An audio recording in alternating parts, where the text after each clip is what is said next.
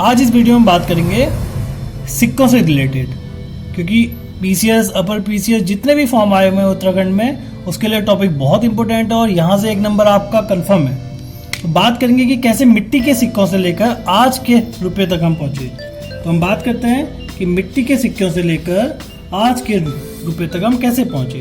तो पहले बात करेंगे हम सिंधु घाटी काल में। सिंधु घाटी काल में जो सिक्के होते थे वो सिक्के होते थे टेरिकोटा के। किसके? टेरिकोटा के। और ये क्या होती थी? एक प्रकार की मिट्टी होती थी। तो कहने का मतलब है, अगर आएगा क्वेश्चन सिंधु घाटी काल में सिक्के कैसे होते थे, किसके होते थे, तो मिट्टी से बने हुए टेरिकोटा के होते थे। दूसरा, मौर्य काल की बात करते हैं। मौर्य काल में जो सिक्के होते थे वो सिक्के होते थे आहत सिक्के। आहत मतलब ठोक के, मार के उसके ऊपर बनाया जाता था। दूसरा जो मौर्य काल में सिक्का पाया जाता था, पंचमार्क सिक्का। पंचमार्क मतलब जो 5 धातुओं से बना हो। और तीसरा जो सिक्का पाया जाता था वो होता है पर्ण। पर्ण क्या होता था? इसमें कुछ पार्ट चांदी का मिलाया जाता था। तो अभी इस वीडियो में ही इस टॉपिक खत्म होने के बाद आपसे क्वेश्चन आंसर किए जाएंगे और उनके आंसर आपने कमेंट में करना है। तो एक चीज याद रखना कि मौर्य काल का सिक्के कितने हैं? 3 सिक्के हैं, आहत सिक्का, पंचमार्क, पर्ण। आहत, पंचमार्क, पर्ण। अब हम बात करते हैं यूनानी। ये हिंद यूनानी लोग जो आए थे, अब ये कहाँ से आए हैं? ये आए हैं आपके यूरोप से। देखो, ये आपका मैप है। मैप में ये हमारा एशिया आ जाता है और ये है हमारा यूरोप। अब ये यूरोप से आए थे। यूरोप में ही एक देश है, उससे बोलते हैं आप ग्रीस। क्या बोलते हैं? ग्रीस। तो ग्रीस से ये लोग आए और इनको हम बोलते हैं यूनानी लोग। तो ये मैप आपका यूरोप का मैप है और यूरोप के मैप में ये है आपका ग्रीस। ये ग्रीस, इस पे जूम कर रहा हूँ, ये ग्रीस है। और यहाँ से जो लोग आए उन्हें हमने कहा यूनानी या हिंदी यूनानी लोग। और इन्होंने पहली बार भारत में सोने के सिक्के चलाए। ध्यान देना, 3 अलग अलग सवाल आते हैं कि पहली बार सोने का सिक्का किसने चलाया? यूनानी लोगों ने या हिंदी यूनानी लोगों ने, या इसको बोलते हैं ग्रीस के लोगों ने चलाया। दूसरा, अब आ जाते हैं कौन? कुषाण। कुषाण ने शुद्ध सोने के सिक्के चलाए। पहले सिक्के हिंदी यूनानी, शुद्ध सोने के सिक्के जो प्योर सोने के थे कुषाणों ने चलाए। तीसरा आता है हमारा गुप्त काल। अब हम गुप्त काल की बात करते हैं। गुप्त काल में सर्वाधिक सोने के सिक्के चले। तो ये तीनों में सोने के सिक्कों का बात है। तीनों को एक बार और रिवाइज करते हैं। यूनानी या हिंदी यूनानी लोगों ने पहली बार सोने का सिक्का चलाया, कुषाणों ने शुद्ध सोने का सिक्का चलाया और गुप्तों ने सर्वाधिक सोने का सिक्का चलाया। तो सर्वाधिक सोने का सिक्का किसने चलाया? गुप्तों ने।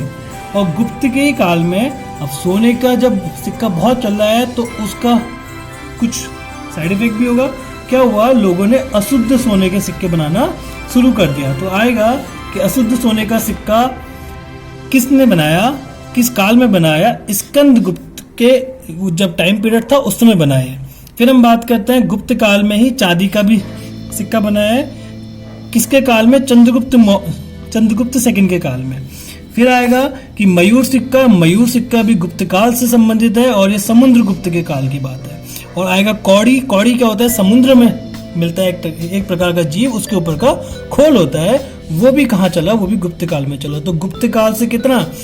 सर्वाधिक सोने के सिक्के गुप्त काल, अशुद्ध सोने के सिक्के ये भी गुप्त काल, लेकिन स्कंद गुप्त के वहां। चांदी के सिक्के गुप्त काल से संबंधित, चंद्रगुप्त सेकंड। मयूर सिक्का ये गुप्त काल से है संबंधित और समुद्रगुप्त ने। और आएगा कौड़ी, किस काल से संबंधित है? कौड़ी सिक्का तो गुप्त काल से ही संबंधित है। फिर आते हैं सातवाहन लोग। सातवाहन का बहुत आसान है। सातवाहन ने शीशे के सिक्के।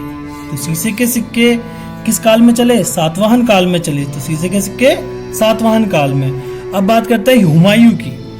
हुमायूं के काल में हुमायूं ने क्या किया? चमड़े का सिक्का चलाया। तो चमड़े का सिक्का हुमायूं, चमड़े का सिक्का हुमायूं। अब बात करते हैं हम शेरशाह सूरी के काल की। ये काल बहुत ही ज्यादा इंपॉर्टेंट है और यहाँ से सवाल हमेशा उठता है। एक गुप्त काल से, एक शेरशाह सूरी। शेरशाह सूरी ने क्या किया? शेरशाह सूरी ने 3 प्रकार के सिक्के चलाए। एक चलाया दाम, जो क्या था? तांबे का सिक्का था। तो दाम क्या है? तांबे का सिक्का है। दूसरा उन्हें चलाया रुपया। आज का जो रुपया है वो नाम यहीं से लिया गया है, शेरशाह सूरी के काल से।